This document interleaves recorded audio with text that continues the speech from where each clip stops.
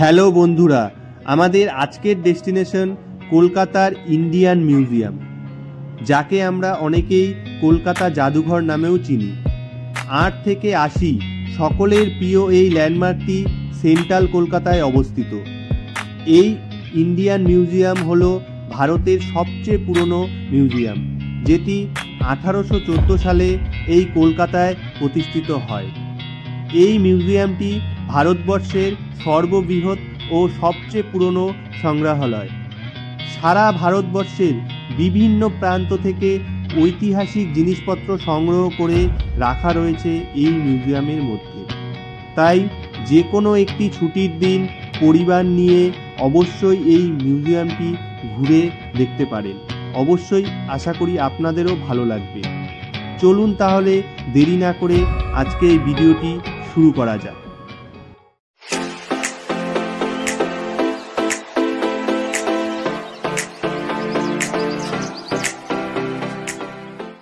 Indian museum কিভাবে যাবেন? ভারতের যে কোনো বড় শহর থেকে ট্রেন বা ফ্লাইটে করে পৌঁছে যান কলকাতাতে। হাওড়া ও শিয়ালদা সহ কলকাতার বিভিন্ন জায়গা থেকে ডাইরেক্ট বাস পেয়ে যাবেন। বাসে করে চলে আসতে পারেন পার্ক স্ট্রিট মেট্রো স্টেশনের সামনে বা ইন্ডিয়ান মিউজিয়ামের সামনে। তাছাড়াও হলুদ ট্যাক্সি, ওলা, উবের যে কোনো কিছু করেই খুব সহজেই পৌঁছে যেতে পারেন ইন্ডিয়ান মিউজিয়ামে। তবে সবচেয়ে সুবিধা হলো মেট্রো করে আসলে। পার্ক স্ট্রিট মেট্রো স্টেশনে নেমে ১ নম্বর গেট দিয়ে বাইরে বেরিয়ে কিছুটা সামনের দিকে এগিয়ে গেলেই পৌঁছে যাবেন ইন্ডিয়ান মিউজিয়ামের সামনে। আমরা ইন্ডিয়ান মিউজিয়াম বা কলকাতা জাদুঘরের একদম সামনে পৌঁছে গেলাম। এই মিউজিয়াম খোলা থাকে সকাল 10টা থেকে সন্ধে 6টা পর্যন্ত। তবে সোমবার কিন্তু এই মিউজিয়াম পুরোপুরি বন্ধ থাকে। এই মিউজিয়ামের সামনে পৌঁছে দেখতে পাবেন বাম দিকে টিকিট কাউন্টার রয়েছে, সেখান থেকে আমরা টিকিট কেটে নিলাম। টিকিট অ্যাডাল্টদের জন্য 75 টাকা, আর 18 বছর বয়সের কম হলে তাদের জন্য 20 টাকা, আর বিদেশিদের জন্য 500 টাকা, মানে ফরেনারদের টিকিট হচ্ছে 500 টাকা।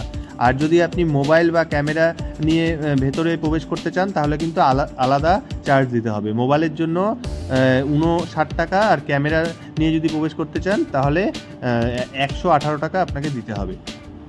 মোবাইল ও ক্যামেরার টিকিট কাটলেও কিন্তু কিছু কিছু গ্যালারিতে ক্যামেরা বা মোবাইল অ্যালাউ না। অবশ্যই সেটা জেনে পারমিশন নিয়েই ব্যবহার করবেন। আমরা সমস্ত টিকিট কেটে সিকিউরিটি চেকিং করে ভেতরে প্রবেশ করলাম। আরেকটা কথা বলে রাখি যে এখানে কিন্তু দাহ্য বস্তু বা খাবার নিয়ে ভেতরে প্রবেশ করা নিষেধ, তাই আপনারা সেগুলো কিন্তু নিয়ে আসবেন না। আরেকটা কথা আপনাদের জানিয়ে রাখি, এই ইন্ডিয়ান মিউজিয়ামের কিন্তু নিজস্ব কোনো পার্কিং নেই, তাই আপনারা যদি নিজেদের কোনো গাড়ি নিয়ে আসেন তাহলে কিন্তু সেটা নিজের দায়িত্বে এদিকে ওদিকে পার্কিং করতে হবে। এটি হচ্ছে পুরো ইন্ডিয়ান মিউজিয়ামটি। চারিদিকে বিল্ডিং, মাঝখানে একটুখানি ছোট জায়গা। যেহেতু সাদা রঙের তাই অসাধারণ সুন্দর লাগছে দেখতে। এই ইন্ডিয়ান মিউজিয়ামের 2টি ফ্লোর রয়েছে, আর এই 2টি ফ্লোরে রয়েছে অসংখ্য গ্যালারি। আপনারা যখন আসবেন 2টি ফ্লোরে কিন্তু ভালোভাবে ঘুরে দেখবেন। প্রচুর জিনিস দেখার আছে, যখন আসবেন তখন কিন্তু সময় নিয়ে আসবেন। চলুন তাহলে এই ভিডিওতে আপনাদের গ্যালারিগুলো ভালো করে ঘুরিয়ে দেখিয়ে দিই। বারান্দা থেকে এখন আমরা গ্যালারিগুলোর ভিতরে প্রবেশ করব। এই বারান্দাগুলিতেও কিন্তু অনেক ঐতিহাসিক মূর্তি রাখা রয়েছে। প্রথমে যে আমরা গ্যালারিটিতে প্রবেশ করব সেটি হচ্ছে আর্কিওলজি গ্যালারি। গ্যালারির ভেতরে প্রবেশ করতেই চোখে পড়ল বিভিন্ন ধরনের মূর্তি।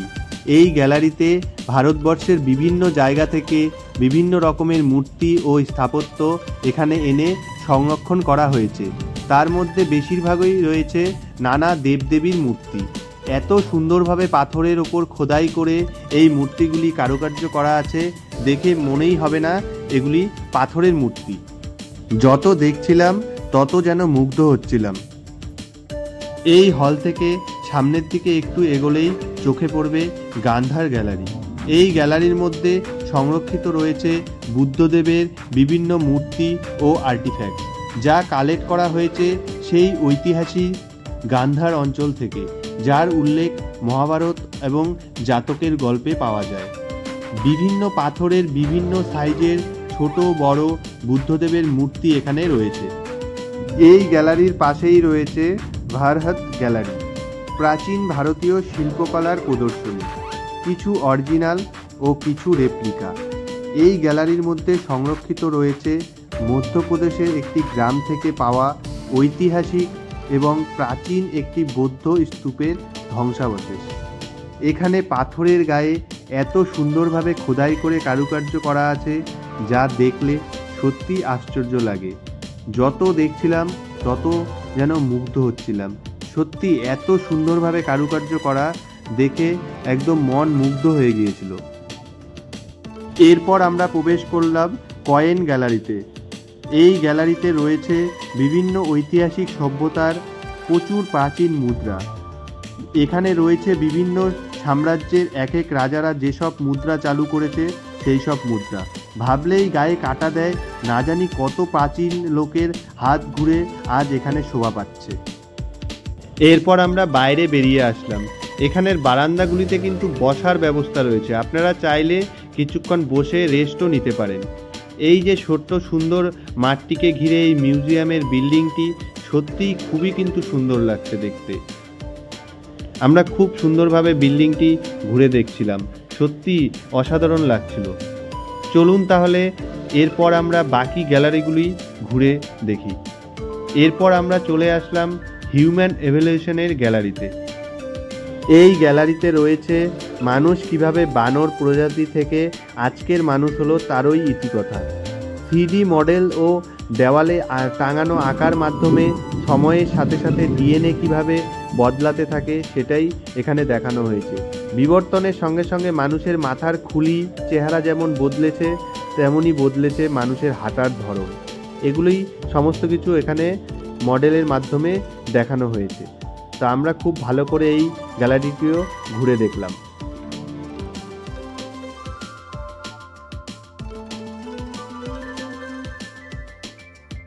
এরপর আমরা দেখে নেব পরের রক অ্যান্ড মিনারেল গ্যালারি। এই গ্যালারিতে সংরক্ষিত আছে ভারতবর্ষের বিভিন্ন জায়গা থেকে পাওয়া পাথর এবং মিনারেলসের স্যাম্পল। এখানে প্রচুর রকমের পাথর ও মিনারেলসের স্যাম্পল রয়েছে।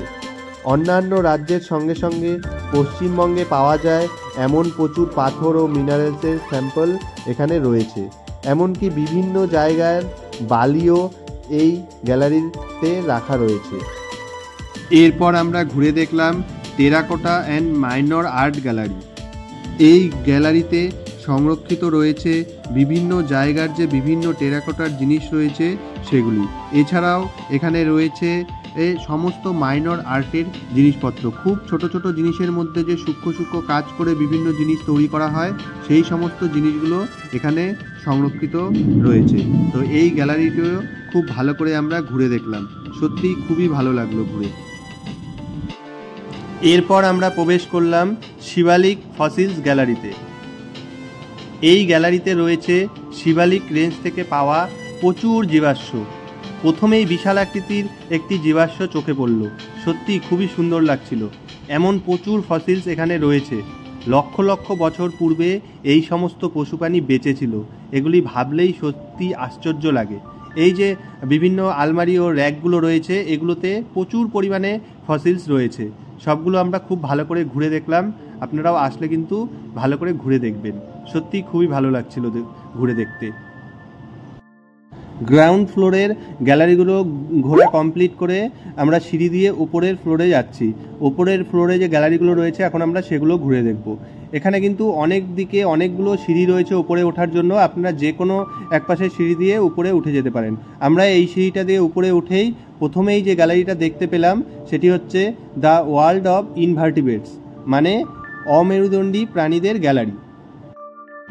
এই গ্যালারিতে বিভিন্ন মডেলের মাধ্যমে দেখানো হয়েছে বিভিন্ন আলাদা আলাদা জায়গার পোকামাকড়, যেমন জঙ্গলের পোকামাকড়, জলা জায়গার পোকামাকড়, আবার সমুদ্রের নিচের পোকামাকড়। এই বিভিন্ন জিনিসগুলোই এখানে আলাদা আলাদাভাবে দেখানো হয়েছে। এই ট্রি অফ লাইফটির মাধ্যমে দেখানো হয়েছে বিভিন্ন রকমের পোকামাকড়ের প্রিজার্ভ করা বডি। এই অমেরুদণ্ডী প্রাণীদের কিন্তু কোনো শিরদাঁড়া থাকে না, কত রকমই না আছে। শামুক থেকে শুরু করে কাঁকড়া, কেঁচো থেকে শুরু করে জেলিফিশ, এই বিভিন্ন ধরনের যে সমস্ত অমেরুদণ্ডী প্রাণী রয়েছে সেগুলোর সব এখানে যে লাইফ জীবনযাত্রা কেমন হতো সেগুলোই সব দেখানো হয়েছে এই গ্যালারিতে। এখন আমরা ঘুরে দেখব জুওলজিক্যাল ম্যামাল গ্যালারি। এই গ্যালারি মেইনলি স্তন্যপ্রায়ী প্রাণীদের গ্যালারি। এই গ্যালারিটি এমন একটি গ্যালারি, এখানে প্রবেশ করলে ছোট থেকে বড় সকলেই খুশি হবে। এই গ্যালারিতেই রয়েছে মানুষ থেকে শুরু করে অসংখ্য জীবজন্তুদের কঙ্কাল। এখানে সব থেকে সুন্দর হলো কঙ্কালের কালেকশন। বিশাল আকারের হাতি, তিমি মাছ, জিরাফ এবং অন্যান্য অনেক জন্তুদের কঙ্কাল এখানে কাচের ঘরে প্রিজার্ভ করে রাখা আছে এমন অনেক প্রাণীর কঙ্কাল যা আজ বিলুপ্ত। তাই এখানে আসলে কিন্তু এই ঘরটা অবশ্যই ভালো করে ঘুরে দেখবেন।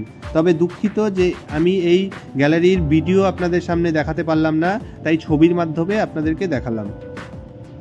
এরপর আমরা দেখে নিব জুওলজিক্যাল ইকোসিস্টেম গ্যালারি। এই গ্যালারির মধ্যে বিভিন্ন মডেলের মাধ্যমে বিভিন্ন পরিবেশের যে জীব বৈচিত্র্য রয়েছে সেগুলি তুলে ধরা হয়েছে।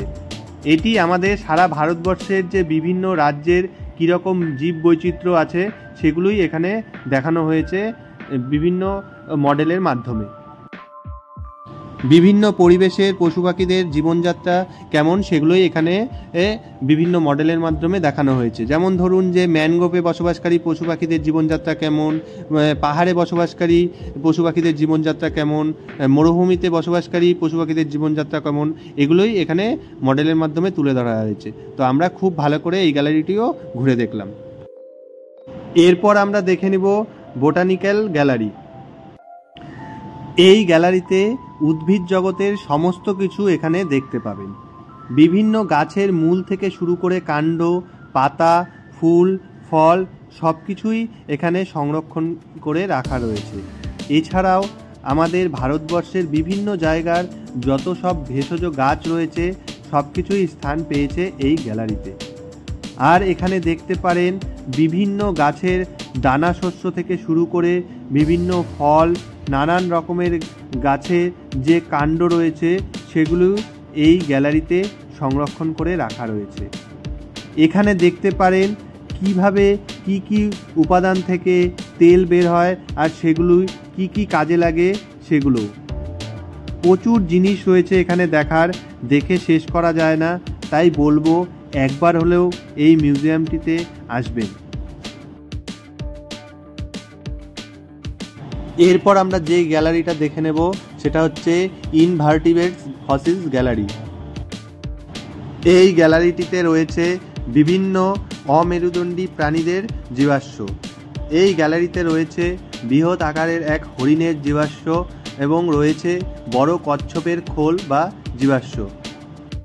একটা গোটা হল জুড়ে রয়েছে শুধুই প্রাক ঐতিহাসিক ফসিলস। ভাবতেই কেমন লাগে যে লক্ষ লক্ষ বছর আগে এরা বেঁচে ছিল এবং চলে ফিরে বেড়াতো। এই গ্যালারিতে প্রবেশ করলেই দেখতে পাওয়া যায় শুধু আলমারি ও র্যাক ভর্তি অসংখ্য জীবাশ্ম। ভালো করে ঘুরে পুরো হলটি দেখতে কিন্তু বেশ সময় লাগে। আমরাও খুব ভালো করে টোটাল হলটি ঘুরে দেখলাম, খুবই ভালো লাগলো। এই হল থেকে বেরিয়ে সামনে এগিয়ে যাওয়ার পরেই আমাদের চোখে পড়ল রানী ভিক্টোরিয়ার একটি মূর্তি, এবং এই মূর্তি দেখে আমরা এই রানী ভিক্টোরিয়ার পেছনেই রয়েছে আর্ট গ্যালারি, সেই গ্যালারিতে আমরা প্রবেশ করলাম। এই গ্যালারিতে সংরক্ষিত আছে ভারতবর্ষের বিভিন্ন জায়গা থেকে কালেক্ট করা বিভিন্ন বিখ্যাত লোকের আঁকা ছবি এবং লেখা। এই ছবিগুলি দেখেই তখনকার সমাজ কীরকম ছিল সেটা অনেকটা বোঝা যায়। এই যে দেখুন, এই সমস্ত সুন্দর ছবিগুলি দেখলেই অনেকটা আন্দাজ করা যায়। এছাড়াও এই গ্যালারিতে ভারতবর্ষের বিভিন্ন মনীষী সহ আরও অনেক বড় বড় ব্যক্তিত্বের ছবিও রয়েছে। এই আর্ট গ্যালারি থেকে বাইরে বেরিয়ে আমরা চলে আসলাম জুওলজিক্যাল ফিশ, রেপটাইল এবং বার্ড গ্যালারি। এই গ্যালারিতে ঢুকে প্রথমেই চোখে পড়বে এখানে মডেলের মাধ্যমে বিভিন্ন রকমের পাখি কোন পরিবেশে তারা থাকে সেগুলো দেখানো হয়েছে। যেমন জলা জায়গায় একরকম, আবার মরুভূমিতে এক রকমের পাখি, বা উঁচু বা পাহাড়ি জায়গায় এক রকমের পাখি থাকে। এছাড়াও বিভিন্ন রাজ্যের জাতীয় পাখি কী সেগুলিও এখানে রাখা রয়েছে। এই পাখিদের গ্যালারি দেখে নেওয়ার পর পাশেই রয়েছে সরীসৃপ প্রাণীদের গ্যালারি, যেখানে প্রথমেই চোখে পড়বে দুটো কুমির ও কুমিরের কঙ্কাল। ও পাশেই রাখা রয়েছে বিভিন্ন অন্যান্য সরীসৃপ প্রাণী, যেগুলোকে কেমিক্যালের মধ্যে সংরক্ষণ করে রাখা রয়েছে। আমরা এই গ্যালারিটি খুব ভালো করে ঘুরে দেখলাম, সত্যি খুবই ভালো লাগলো। অনেক ছোট ছোট সরীসৃপ প্রাণী, সমস্ত প্রাণীগুলোকে কেমিক্যালের মধ্যে সংরক্ষণ করে রাখা রয়েছে, সেগুলো আমরা খুব ভালো করে ঘুরে দেখলাম। এরপরেই আমরা দেখে নিলাম ফিশ গ্যালারি। এই গ্যালারিতে রয়েছে ভারতবর্ষের বিভিন্ন জায়গার বিভিন্ন পরিবেশের মাছ, যেগুলিকে কেমিক্যালের মধ্যে সংরক্ষণ করে রাখা রয়েছে। প্রচুর বিভিন্ন রকমের মাছ এখানে কেমিক্যালের মধ্যে সংরক্ষণ করে রাখা রয়েছে। আমরা খুব ভালো করে এই গ্যালারিটিও ঘুরে দেখলাম।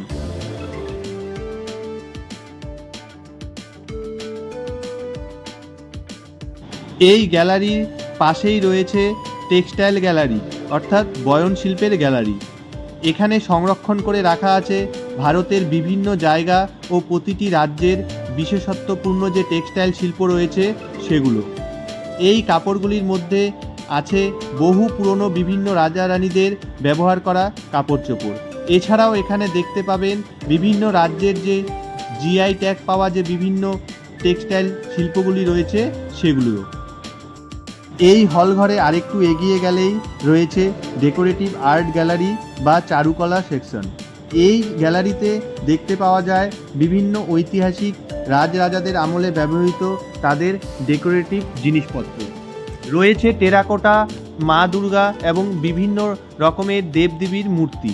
এছাড়াও রয়েছে নানান রকমের শৌখিন জিনিসপত্র, যেগুলি আগেকার দিনের রাজরানীরা রাজমহল বা ঘরবাড়ি সাজাতে ব্যবহার করতেন।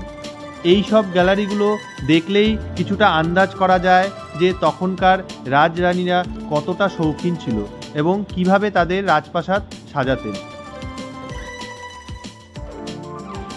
এরপর আমরা চলে আসলাম আজকের শেষ গ্যালারি, যেটা দেখতে অনেকে ভয় পায়, আবার এটা দেখতেই অনেকে এখানে আসে। সেটা হচ্ছে ইজিপশিয়ান গ্যালারি। তবে দুঃখের বিষয়, এখানে ক্যামেরা কোনোভাবেই অ্যালাউ নয়, তাই দেখাতে পারলাম না। এই গ্যালারি দেখার জন্য অবশ্যই আপনাদের এখানে আসতে হবে। এই গ্যালারিতে আস্ত একটি মমি প্রিজার্ভ করে রাখা রয়েছে। শেষ গ্যালারি দেখে আমরা সিঁড়ি দিয়ে নিচে নেমে আসলাম। এই ইন্ডিয়ান মিউজিয়ামটি ঘুরে দেখতে কিন্তু বেশ সময় লাগে। ভালো করে ঘুরে দেখলে সারাদিনই কেটে যায়। তাই আপনাদের বলবো, আপনারা এখানে না এসে থাকলে অবশ্যই একবার অন্তত আসবেন এখানে, আর সময় নিয়ে আসবেন। আশা করি এত কিছু ঘুরে দেখতে আপনাদেরও ভালো লাগবে। তাহলে এখন আমরা ইন্ডিয়ান মিউজিয়াম থেকে বেরিয়ে যাচ্ছি। আমাদের ভিডিওটি এখানেই শেষ হচ্ছে। আপনাদের ভিডিওটি ভালো লাগলে অবশ্যই লাইক, কমেন্ট, শেয়ার করবেন। আর চ্যানেলে নতুন হয়ে থাকলে চ্যানেলটি সাবস্ক্রাইব করে বেল আইকন প্রেস করে রাখবেন। নতুন কোনো ট্যুর ভিডিও নিয়ে খুব তাড়াতাড়ি আবার দেখা হচ্ছে। ততক্ষণ আপনারা ভালো থাকবেন, সুস্থ থাকবেন।